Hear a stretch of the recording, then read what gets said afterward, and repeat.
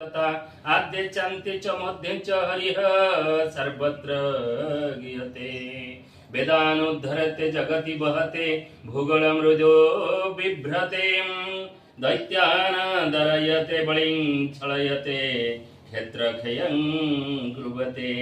पल्लवस्तं जगते हलं जलकलयते कारुण्यमातन्नते म्लेच्छानामृच्छयते दोषकृतकृते कृष्णाय तुभ्य नमः।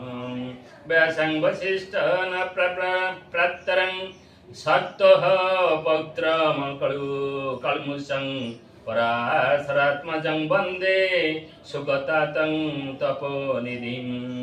प्रणशवन्दनं जयतु जयतु देव प्रभुलम्बोदरं तोते सुमरन्ते जन्म जन्म